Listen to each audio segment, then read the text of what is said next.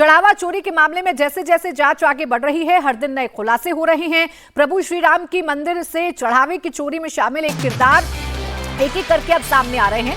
दान की रकम में चोरी के आरोप में गिरफ्तार अविनाश शुक्ला पर नया खुलासा हुआ।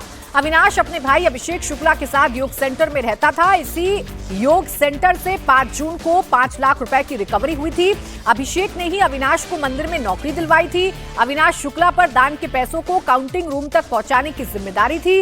मंदिर में चोरी हुई अब तक के बरामद रकम में सबसे ज्यादा अविनाश शुक्ला के पास से बरामद हुई। पुलिस ने कल जेल में अविनाश से 2 घंटे तक पूछताछ भी की है। चोरी आरोप में गिरफ्तार 8 आरोपी इस वक्त अयोध्या जेल में मौजूद हैं। इनमें से अविनाश शुक्ला से पुलिस ने जेल के अंदर पूछताछ की है। बताया जा रहा है कि अविनाश शुक्ला के पास से 79 लाख रुपए जो रिकवर हुए हैं, उसमें से सबसे ज्यादा अमाउंट अविनाश शुक्ला से रिकवर हुआ है। इस वक्त हम मौजूद हैं अयोध्या के कौशलपुरी इलाके में। कौशलपुरी इलाके के अंदर अविनाश शुक्ला का भाई अभिषेक एक योग सेंटर के अंदर एक योग गुरु से पिछले काफी समय से जुड़ा हुआ था और योग सेंटर ने यहां पर, ये जो आप कमरा देख रहे हैं, यहां पर रहने की जगह दी हुई थी। इसी तरीके से अभिषेक ने अपने भाई अविनाश को भी इसी योगा सेंटर से जोड़ा और यहां पर अविनाश शुक्ला भी रहने लगा। सबसे पहले इस कमरे को मैं आपको दिखा दूं। 5 जून को जो पुलिस की रेड हुई थी, ये सामान है अविनाश और साथ ही अभिषेक का।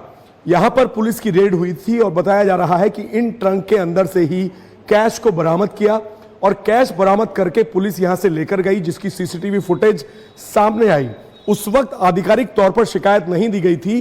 चंपत राय के कहने पर पुलिस की टीम ने, और ये देखिए यहां पर राम राज्य कोष इस तरीके का एक पेटी यहां पर रखी हुई है, जिसके ऊपर एक QR स्कैन लगा हुआ है कि अगर किसी को पेमेंट करनी है तो वो इस पर स्कैन कर सकता है। लेकिन सवाल यह खड़ा हो रहा है कि ये इस तरह की पेटियां और इस तरह का QR स्कैनर यहां पर क्यों रखा हुआ था।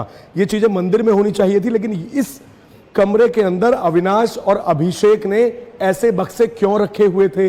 सीसीटीवी फुटेज भी सामने आई थी, जिसमें एक बैग लेकर जो रिकवरी का सामान था, जो कैश था, उसे यहां से लेकर जाया गया।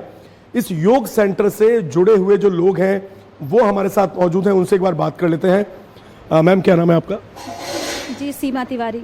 सीमा जी, ये जो योग सेंटर है, ये किसका योग सेंटर है और कब से है?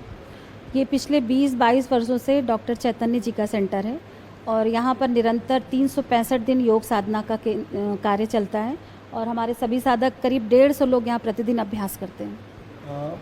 इस सेंटर के अंदर एक बार पुलिस ने छापेमारी की। अविनाश और अभिषेक कौन है और वो इस सेंटर में क्या कर रहे थे? मेरे जो गुरु जी हैं, उन्होंने बहुत सारे बच्चों को पढ़ाया लिखाया, उनकी पढ़ाई की व्यवस्था की, रहने खाने को दिया उनको।